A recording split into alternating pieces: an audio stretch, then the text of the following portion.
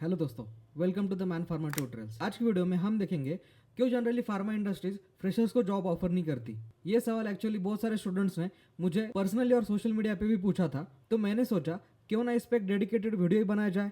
तो हम जनरली देख रहे हैं कि हमारे आसपास बहुत सारे स्टूडेंट्स फार्मेसी की डिग्री तो ले रहे हैं, लेकिन पास आउट होने के बाद इंडस्ट्री की रिक्वायरमेंट मैच ना होने की वजह से उनको एक्चुअली जॉब नहीं मिल रही। तो इस प्रॉब्लम को कैसे टैकल किया जाए, और डिग्री होल्डर होने के बावजूद स्किल सेट ना होने की वजह से एक्चुअली जो अनएम्प्लॉयमेंट की प्रॉब्लम आ रही है उसको हम कैसे टैकल कर सकते हैं, इसी चीज़ को हम इस वीडियो में डिस्कस करने वाले हैं। इसी के साथ हम समझेंगे कि फार्मा इंडस्ट्री में जो भी कंपनियां होती है वो जब किसी कैंडिडेट को हायर करती है तब उनकी एक्सपेक्टेशन क्या होती है, और उन एक्सपेक्टेशन को हम हमारे स्किल सेट के थ्रू कैसे फुलफिल कर सकते हैं। तो दोस्तों, इस टॉपिक के रिलेटेड जो भी नॉलेज और इन्फॉर्मेशन है उसको प्रॉपरली अंडरस्टैंड करने के लिए इस वीडियो को अंत तक देखिए। तो इसमें पहला फैक्टर आता है कॉलेज और इंडस्ट्री का वर्किंग कल्चर।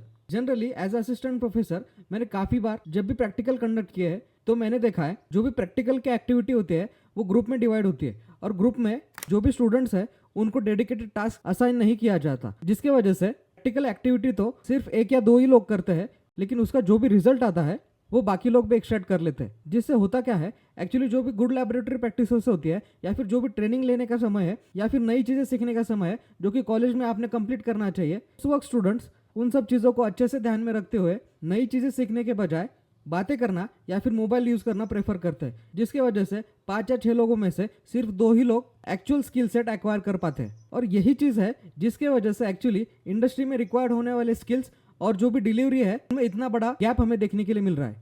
लेकिन अगर देखा जाए इंडस्ट्री में, तो इंडस्ट्री में हर एम्प्लॉय को एक डेडिकेटेड टास्क असाइन किया होता है। उसने उन वर्किंग आवर्स में कितना काम किया है, कैसे किया है, कितने एफिशिएंसी से किया है, इस सब चीज़ों का एंड ऑफ द डे उसको रिपोर्ट करना होता है। और यही अकाउंटेबिलिटी होने की वजह से कॉलेज और इंडस्ट्री का जो भी वर्किंग कल्चर है वो डिफरेंशिएट कर जाता है। और कॉलेज का यही टाइम होता है जिसमें आप आपके अंदर सीरियस पर्सनैलिटी को एक शेप कर सकते हो। अगर बात की जाए सीरियसनेस की, कॉलेज लेवल पे लेबोरेटरी में आप इतना ज़्यादा सीरियस हो या ना हो, होने वाला नुकसान इतना बड़ा नहीं होता। लेकिन वही अगर देखा जाए इंडस्ट्री में, तो डॉक्यूमेंटेशन की एक गलती मेडिसिन की पूरी बैच रिजेक्ट करवा सकती है। ये जो होने वाला इकोनॉमिक नुकसान है उससे बचने के लिए कंपनियां जनरली एक्सपीरियंस कैंडिडेट को ही प्रेफर करते हैं, जो कैंडिडेट्स एक्चुअली वर्किंग कल्चर में इजीली अडाप्ट भी हो जाए और वो काम के प्रति सीरियस भी हो।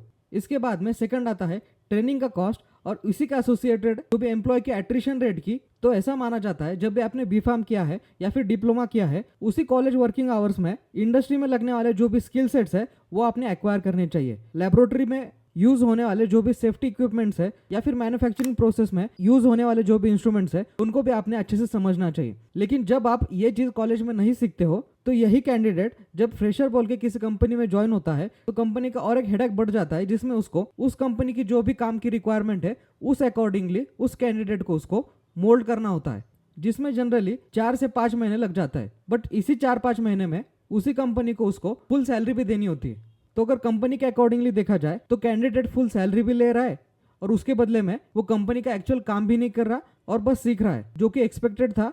यही प्रोसेस उसने कॉलेज में करनी थी। और इतना सब करने के बाद ये गारंटी भी नहीं है जो भी कंपनी ने उस एम्प्लॉय पे इन्वेस्टमेंट किया है और उस कैंडिडेट ने जितने भी स्किल्स एक्वायर किए हैं उसके बदले उस कंपनी को कुछ भी फायदा होगा। क्योंकि अगर सारी की सारी ट्रेनिंग लेने के बाद वो बंदा या फिर वो कैंडिडेट दूसरे कंपनी में अच्छे पैसों के लिए अगर शिफ्ट कर जाता है, तो ये नुकसान उस ट्रेनिंग देने वाली कंपनी का बहुत ज़्यादा होता है। एक तो वो पैसे लूज करती है, दूसरा वो टाइम के साथ साथ एक स्किल एक्वायर किया हुआ कैंडिडेट भी लूज करती है। इसके बाद में तीसरा पॉइंट आता है एटीट्यूड एंड प्रिपरेशन। बहुत सारे स्टूडेंट्स जॉब के इंटरव्यू में किसी भी प्रिपरेशन के बिना ही चले जाते हैं। अब वो अच्छे से रिज्यूम को प्रिपेयर करते हैं, और बड़े सारे फ्रेशर्स के सामने ये भी एक सवाल होता है कि 4 साल की डिग्री के बाद भी उनको रिज्यूम में डालने के लिए एक भी स्किल नहीं होता, ना ही उनके पास कोई सर्टिफिकेशन होता है। और स्टूडेंट के साथ साथ उनको सिखाने वाले टीचर्स की भी गलती है, जो बच्चों को कॉलेज में होते वक्त एक सही से डायरेक्शन नहीं दे पाए। और इस रिलेटेड और एक गलती हमें देखने के लिए मिलती है कि बहुत सारे कैंडिडेट सिर्फ पेपर पास करने के पर्पज से एग्जाम के वक्त पढ़ाई करते हैं, जिसकी वजह से फार्मेसी के कोर्स करने के बाद उसका जो आउटकम उनका निकलना चाहिए था और उस नॉलेज पे जो बेस्ड कॉन्फिडेंस था वो भी वो खुद नहीं ला पाते, जिसका डायरेक्ट इम्पैक्ट आपकी कॉन्फिडेंस और इंटरव्यू के वक्त होने वाले नर्वसनेस में दिखता है। जब 4 साल का B.Pharm के कोर्स करने के बाद भी जब किसी कैंडिडेट को पूछा जाए कि बताओ टैबलेट और कैप्सूल में फर्क क्या होता है, अगर इतने बेसिक सवाल का आंसर भी अगर वो करना पाए, तो डेफिनेटली कहीं ना कहीं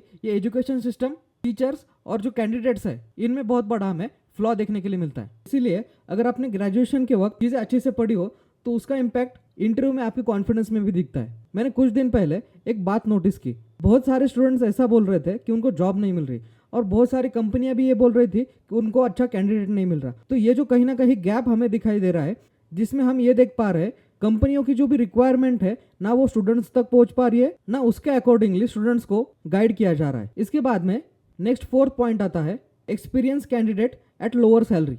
आपने देखा होगा लास्ट 15 या 20 ईयर्स में बहुत सारे फार्मेसी कॉलेजेस का ओपनिंग हुआ है। गवर्नमेंट इन कॉलेजेस को परमिशन तो दे देती है, जिसकी वजह से फार्मेसी की सीट्स तो बढ़ रहे, और उसका नतीजा हमें ये देखने के लिए मिलता है कि जो भी क्वांटिटी ऑफ फार्मासिस्ट पहले पास आउट होते थे वो बढ़ के अब ह्यूज नंबर बन चुका है, जिसकी वजह से इतने सारे फार्मेसी कैंडिडेट का सप्लाई होने की वजह से और उसी कंपैरिजन में इंडस्ट्री में होने वाले जो ग्रोथ है और नए जॉब्स की क्वांटिटी है, इनका मिसमैच हमें देखने के लिए मिलता है। जबकि हमने ये भी देखा है कि कोई भी बड़ी कंपनी फ्रेशर को हायर नहीं करती, लेकिन छोटी कंपनियां जो होती है वो कम सैलरी में इन फ्रेशर्स को जॉब दे देती है, जिसके एक्सपीरियंस के बेसिस पे यही कैंडिडेट कल जाके बड़े कंपनियों में अप्लाई करते हैं। तो अगर बड़ी कंपनियों के पॉइंट ऑफ व्यू से देखा जाए तो अगर सेम सैलरी स्ट्रक्चर में किसी फ्रेशर को हायर करने के बजाय थोड़ा सा डिसिप्लिन और काम के प्रति सीरियस होने वाला एक एक्सपीरियंस कैंडिडेट मिल जाए तो बड़ी फार्मेसी कंपनियां डेफिनेटली एक्सपीरियंस कैंडिडेट को ही प्रेफर करेंगे। इसके बाद में लास्ट हमारा पॉइंट आता है रेफरेंसेस एंड नेटवर्किंग। जनरली हमने हमारे आसपास बहुत सारी रेफरेंसिंग कल्चर देखी है।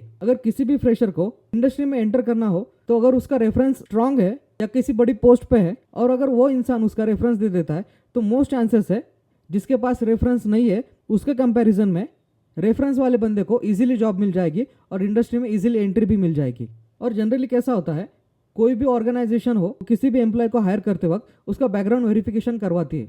इसका मतलब एक्चुअल जो कैंडिडेट जिसको हम हायर कर रहे हैं भले वो काम में 19 हो, लेकिन जो बिहेवियर के बारे में होना चाहिए वो कैंडिडेट उनको 20 चाहिए। तो हमारे तरफ से कोई भी एक ट्रस्टेड बंदा होना चाहिए जो हमारी गारंटी ले सके कि उस ऑर्गेनाइजेशन में जाने के बाद हम सीरियस काम करेंगे, और यही तो रेफरेंसिंग है। तो कोई भी बंदा आपकी रेफरेंसिंग क्यों देगा? अनटिल एंड अनलेस उसके साथ बहुत अच्छे रिलेशंस हो, और इसी को तो कहते हैं हम नेटवर्किंग। अनटिल एंड अनलेस आपका जो भी नेटवर्क इतना ज्यादा स्ट्रांग नहीं होगा आपको एंट्री करना ऑलमोस्ट इम्पॉसिबल है।